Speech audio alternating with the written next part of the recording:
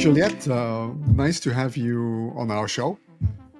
Looking forward to have a great discussion with you. And you have a quite extraordinary story, and our life crossed the path a little bit because you're living in Singapore, and I was living in Singapore for a couple of years. You were engaged with INSEAD. I also was engaged with INSEAD, and a couple of other things. So I had the privilege to come to know you a little bit, and therefore I'm especially looking forward to this recording where we are going to talk about recruitment or executive recruitment. But maybe the best way is for you to introduce yourself a bit and to maybe give us a little bit of your insight about your career. And I should announce to everybody that in principle we'll do a particular video about Juliet in the next days. Also, focusing on her quite extraordinary career and breaking the ice, especially also on women in cyber or women in tech, which I think is going to be a very big topic. And I should say, Juliet is the first woman on this channel. So thank you for that. My pleasure. Yeah, it's a big honor. Thank you. Over to you. Maybe you can just explain a little bit about the highlights of your career or anything you might find interesting to share with our audience. Sure. Welcome, everybody. Thank you so much for hosting me on this podcast, Guy. It's my pleasure, and I'm really happy that we had a chance to meet a few times, actually, in Singapore, face-to-face, and we also had a bunch of calls in between. I'll share my background, which is relevant for the conversation we will have today. I'm from Ukraine originally. I started from a corporate career with shipping and logistics, which has nothing to do with tech. It's a very old school type of industry, not innovative at all.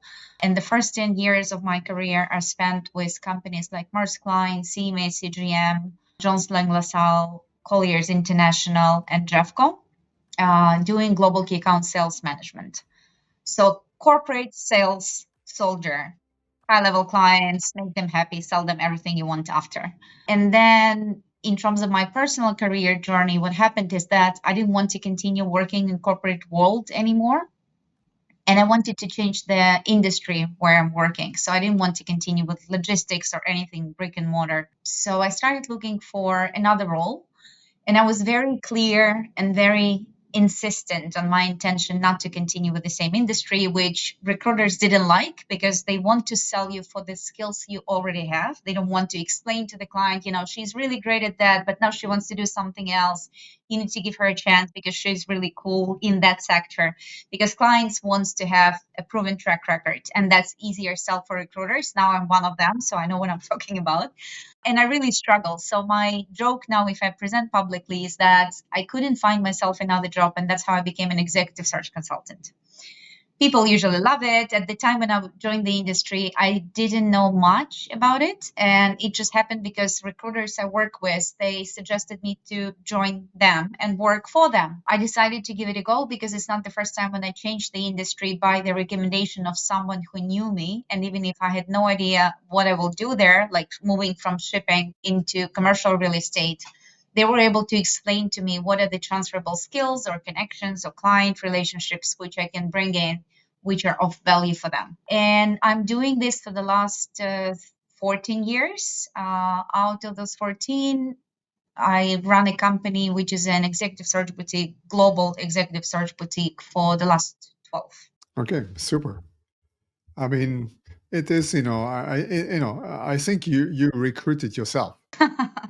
Would be great, right? If I was the hiring manager, I would do it on the spot. And I find that fascinating. And I think people need to know that life is so much more bigger than staying in one track and so forth. And I'm certainly a believer in that. Maybe one important thing to when we now jump a little bit into recruitment is maybe there's so many different types of recruitment these days. It seems to me, whether it's in person or online. Just before we dive in, maybe you can a little bit give us an overview of at least your way to analyze the industry at this moment. So the basic things, and they're relevant for both the employers, people who will hire using recruiters, which are external recruiters like myself, or for the candidates for that matter, is that the main difference between all the recruiters is, are they retained executive search type of companies that provide much higher quality? They focus on the output. They screen the candidates on behalf of the client. They know basically the whole company, the strategy, and the role inside out. And we go and scout on the market on their behalf. That's why we need to know everything about them before we can find the great candidate. Or are they success based? Because basically, this is what affects the KPI of a recruitment company. Being retained, like in my case, it means that I have a commitment to close the role. I cannot stop just after getting the first payment from the client and then, do the search and say, well, I'm sorry, I couldn't find the candidate. So done.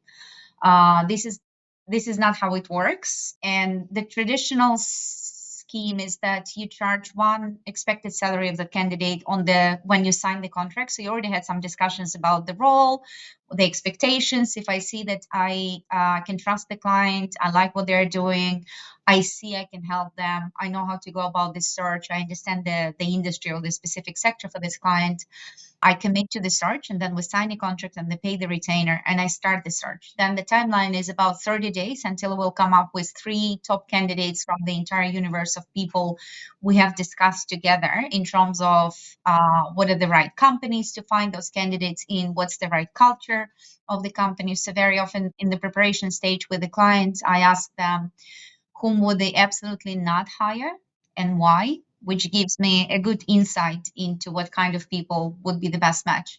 Or we talk about the non-compete rules. So if obviously I can hire people from the competitive companies, what are the companies I cannot touch because they're friends or they work together, or I cannot touch them because they don't really like the culture and they don't want to hire people from that company. This is very useful. Then again, so my motivation as an executive search consultant is to be paid for the quality of the job I perform. And it also affects the way how I represent the employer in front of the candidate.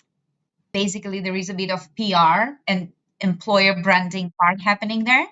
Very often, as an additional value which I can bring to the client is that I can tell them what is the perception from the employees on the market, potential candidates about their company. It's very useful when the company is changing their culture or strategic direction, or there was a change in the senior leadership. So the perception is still from the past. And I'm there to tell them, like, how do you know this information? What do you know about the company? Like, who told you? Was it an employee who used to work there or someone? So I get also the source of what they know. Is it just like an industry rumor or something else?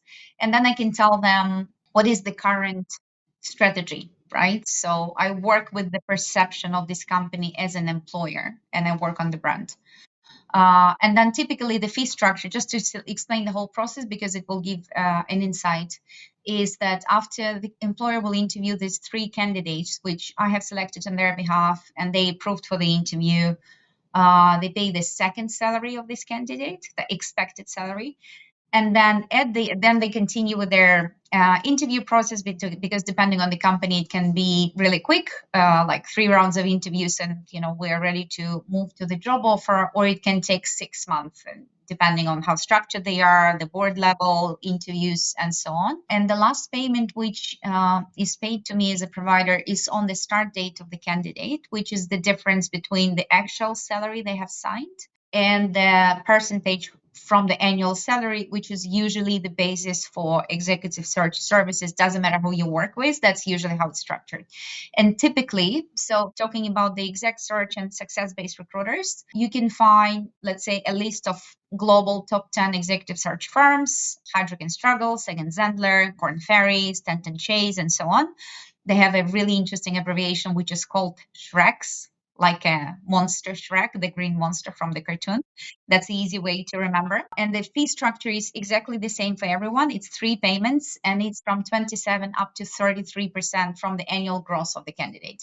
So I explained the main background behind how we work and the quality approach. And the success-based recruiters, basically for them, time is money. They will commit to as many roles as they can at the same time. They usually have a very good salesperson, the front selling person who will be your client relationships manager, but they will not be responsible for the search itself, interaction with the candidates. They will only manage the client relationships, and they will be very good at selling it. Traditionally, what they do, if they don't charge you upfront as a retainer, to the previous setup which I mentioned, they will try to give you a few candidates who are relatively fitting into your profile really quick. And then if you are unhappy with the quality, they can actually drop the search as well. Because for them, it means that they're at the risk that you're a picky client, or they don't have the candidates who would be fitting into what you want to hire, or you're picky and you're complicated and it's difficult to interact with you. So why would they waste time? Because the guarantee that they will get paid at the end of the search, success-based recruitment, is very low. So they will just say that, sorry, we're going to move on to the next client. And I worked in both type of companies, so I know that KPIs of success-based recruiters, they're actually counterproductive to what the client expects. Because exec search, we're saving your time. We literally do a very long discovery stage. We help align with all the stakeholders who are engaged into the hiring process criteria for the person and whom exactly you're looking for. And I know from the experience, it's a very good help to navigate the multiple stakeholders environment for many companies, because it's difficult to do it from within. But I'm not going to engage in this search unless I know that all the people who will make a decision at the end into hiring that person, that they are aligned between themselves, and I know them all, and we agreed on the criteria. Otherwise, it's going to make the search very difficult for me, but also for the company, of course. Well, I think you are, it's quite interesting. I think, and it's important also for the people who either want to engage you for recruitment or those who are possible candidates understand this, because it's, as long as all parties are in line or aligned in some sense, it should be a win-win scenario for everybody. So thanks for sharing that. Maybe diving a little bit more in depth on actually, when you look, and when we're looking at, I know that you're doing different types of recruiting. I think you're doing next to cybersecurity, you also do the whole crypto area, and also I believe AI is another area. So I know these are, I think, the main sectors. But today, maybe my focus or our focus will be mainly a little bit more on the cybersecurity. So my next question essentially will lead into that, and I would like to know a little bit. When you look at from the company point of view, and you shared some inputs just a minute ago. When you look at cybersecurity, what kind of profiles are people looking for? I mean, and I'm looking, profile can be in general, can be also hard skills, soft skills, and we'll look into other aspects in a minute. But can you describe a bit where the demand is today? Of course, it's global. You work globally, but also I know in particular you're also very active in the Singapore market. So if there's differences, please share those with us. Well, there are a few things. So in terms of what I do as the areas of expertise, because I'm a boutique agency, I focus on certain sectors, as you mentioned. So I work with everyone who is building solutions on blockchain. It can be a big bank using blockchain technology, and it can be someone within the bank who does digital innovation, or they will be a CTO, or they will be a CISO for a bank, or someone who is using a blockchain technology within their venture builder. Or it can be even decentralized company like decentralized AI protocol and a DAO, right? So I don't care. It's just anyone who is building on blockchain. The second type of the profile, as we discussed, is cybersecurity, and why I have picked these two sectors. So initially I started, of course, doing executive search in the sectors where I used to work professionally. It was supply chain, logistics, and this is where I mastered the executive search process, because this is an art, I can tell you. You need to love it, you need to enjoy it, you need to be very good at that. So it was useful at the beginning that I could really understand the client and the sector, and I could even do the job at the start. But then as I transitioned over the years in this sector, running a company, and I moved my office to Singapore about 7 years ago, I switched into blockchain technology and cybersecurity. Why? Because they're very closely connected. Secondly, because they're very kind of technical and very nerdy.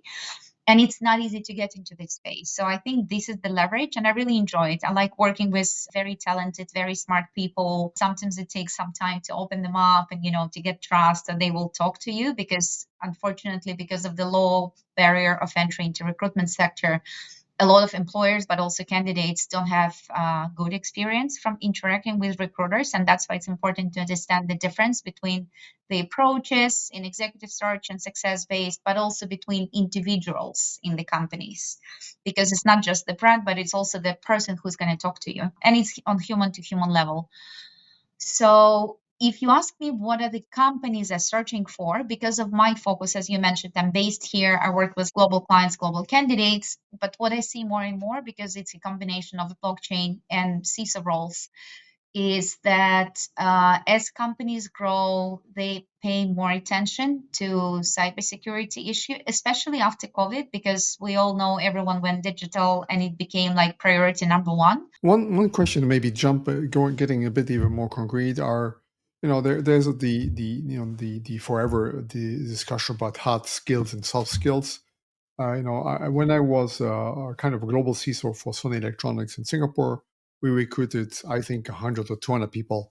And I could see year on year, for example, the importance of the soft skills getting higher than the hard skills. But that was only my area. Do you see that too, or are there any skills which are new or outstanding in some ways in that comparison or in that space?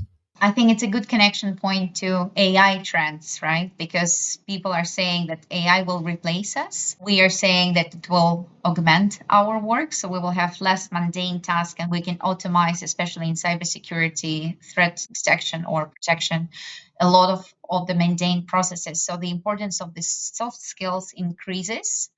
That's one of the aspects of it. And I agree with you on that totally. But also because we have to do more and more professionals from cybersecurity space, they need to interact more and more with business, and they need to have good soft skills to be able to explain to the stakeholders how the cybersecurity affects their business, or the lack of the investments in cybersecurity can impact their business in the future, right? Because we know about the common approach. Well, we were never hacked before. Why do we need a CISO? Kind of. So that's why soft skills are becoming more important, because you need to, as you grow in your career, you need to manage a team, you need to be able to communicate with the stakeholders, and usually you become more and more hands-on, understanding what's happening in the business. And from the search perspective, my approach always is to find someone who would be the right match, not only for the hard skills. So obviously it's required, but the most important element is the culture fit, the fit with the current team. Will they work together well? And that's what I do as well. So it's not just about transactional hiring of one person, but knowing the current team or the leaders this person will work with closely on daily basis, and find someone who will be able to be successful with this team in this company based on their combination of hard and soft skills. Makes sense. I think it's these days there's so many unwritten constraints and requirements, and especially even I could see when you work remotely, then other soft skills are required. If you're in a very quickly changing world, which is cybersecurity, or your company is very quickly changing, another set of skills are required. So, and also particularly your ability to adapt yourself to the job and grow with the company. I found it one of the most important skills over time, because what's the point of having someone who's perfect today and tomorrow or not so perfect? Yeah, I think one point is how, when you look at the employers, what is the tendency? We're now post-COVID, and maybe a little bit a year and a half post-COVID. Do you see any trends in terms of companies looking for hybrid or remote or on-site jobs? How is that market evolving, if I can call it like that? Overall, I can see the trend that companies are, of course, more open to remote work. And a lot of them, because again, I focus on blockchain, a lot of them are decentralized, kind of native blockchain type of culture and approach, which is decentralized. So basically, clients will tell me, I need someone in this time zone. I don't care where they are in the world. We just need to make sure that people don't work in the middle of the night because it's not sustainable long term, right? Even if they're happy to do it and everything, we know they will burn out at some point. They will start missing the calls or something. So this very common. This is very common now, and this is like a newish trend that people are hiring based on the time zones. I think it's actually very good because it makes my job a bit more difficult because again, it's a global mandate. Good luck.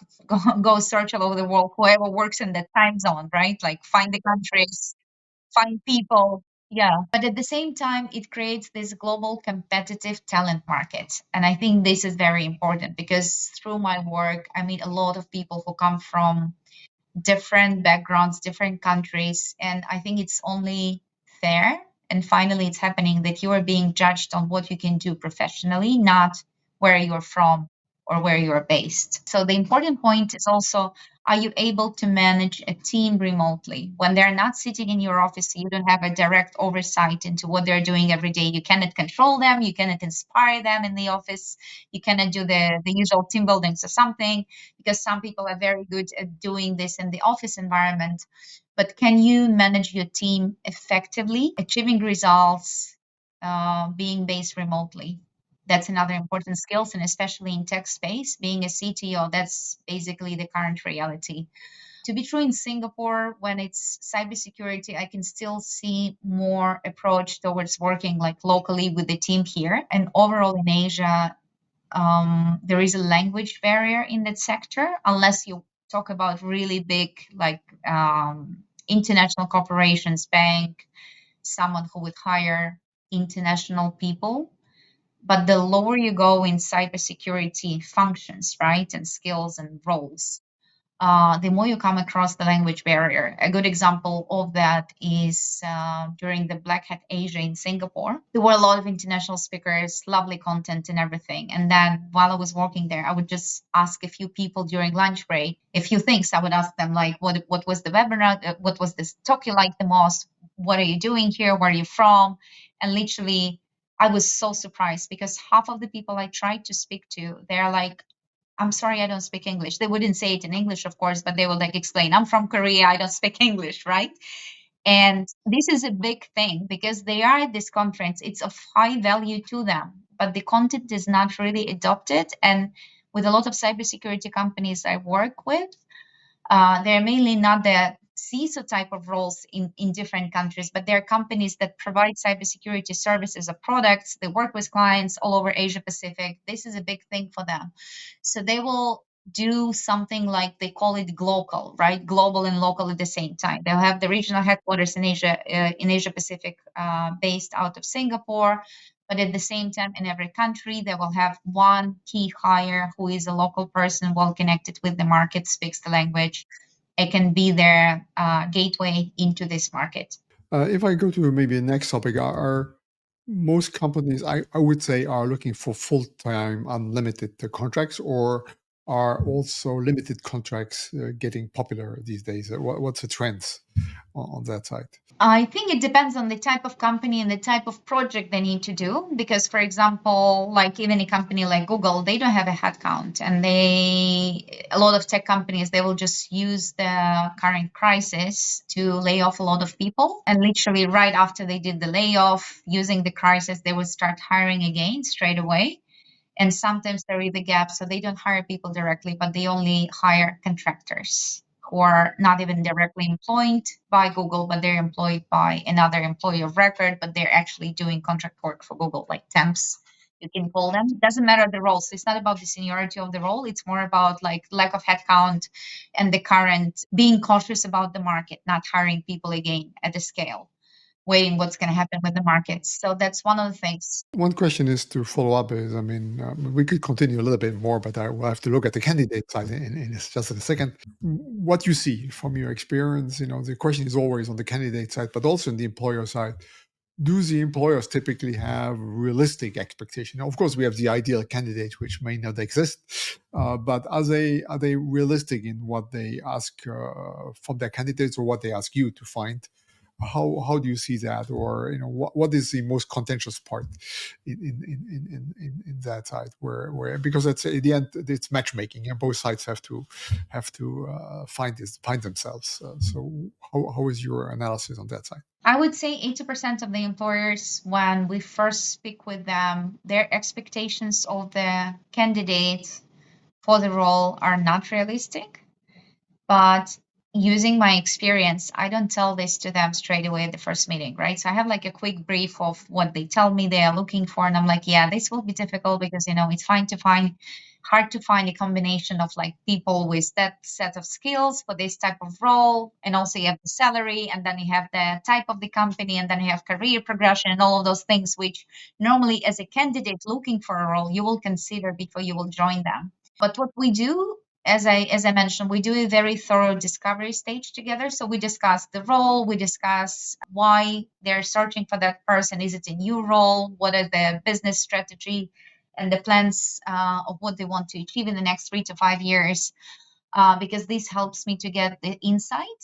And then typically, while we're doing this, as I said, we get all the stakeholders who will do the interviews with this candidate or who will finally approve the hiring of that person. We align them with each other. And I actually love to do it if it's possible when we get together into one room or one call and we discuss it, because they literally start arguing between each other on the call.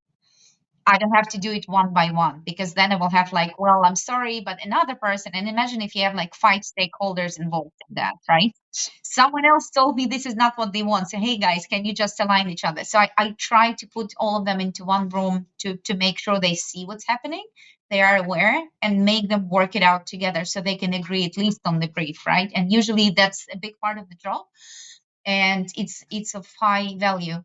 Also in the process, when I understand the role more and the company, I can recommend to them and I can say, yeah, I can look into what you want. I can tell you straight away, we will be extremely lucky if we find this type of combination of skills: hard, soft, timeline, salary, and everything. But what I would suggest from my end is this, right? And I would come up with other search strategies, or I would come up with other source of the potential companies where you can find those people, or some other types of roles, or, corresponding industries where we can take the candidate. So usually it's work in progress as we go. But as I said, 80% of the companies, when we start, they want it all. They want a unicorn. They don't want to give him visa. They don't want to pay him money, but they want him to do everything, right? That's typical. My job is like to bring them to reality and align them and help them find that person who will be actually a really good match for them. Maybe it's not exactly what they expected at the beginning, but they will be happy with this hire.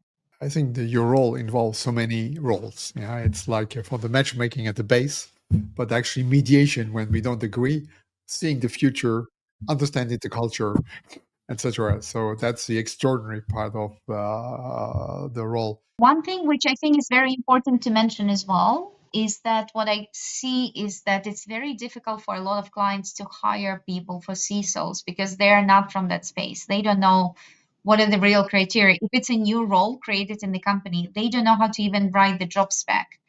Forget about interviewing those people. They cannot check the qualifications, right? So I think important trend overall is fractional CISOs, project consultants who will come and assess what you have in the company, what are the risk zones, and then they will help you to write the spec. They will do part of this role for you. They will help you to write the spec and potentially even help you interview the candidates, knowing what is the problem statement you have in the company, what are the skills you need to be able to manage it well. Of course, if you trust this consultant, that's a very important role. And this is a part of what I also recommend to my clients, because I do sometimes roles for CTOs in blockchain, and it's very, very tough. You always need an external person who will be able to do the technical type of interview, very similarly to CISO roles.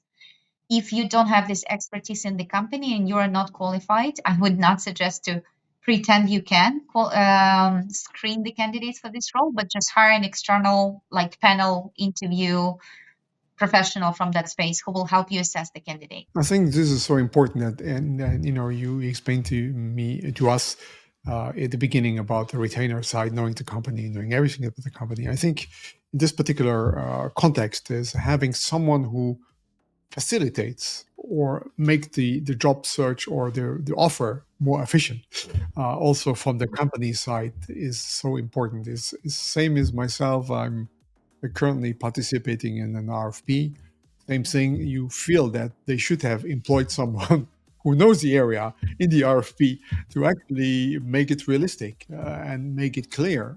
It would be better for everybody. So I think one should not take a job search or even specifying it as lightly. It is these days in a more complex world, in sometimes, as you said, specialized jobs. We're talking about having maybe someone like yourself helping them set up the search is almost a new, maybe a new subsegment in this area. And I think it is. I think you're quite visionary in that sense. I think that will become more complicated because all these aspects we're talking about play a role. But if this is clear from the beginning, you'll find the right guys and you find them faster. But you have done the work up front and not at the end, and so forth. I think that's great.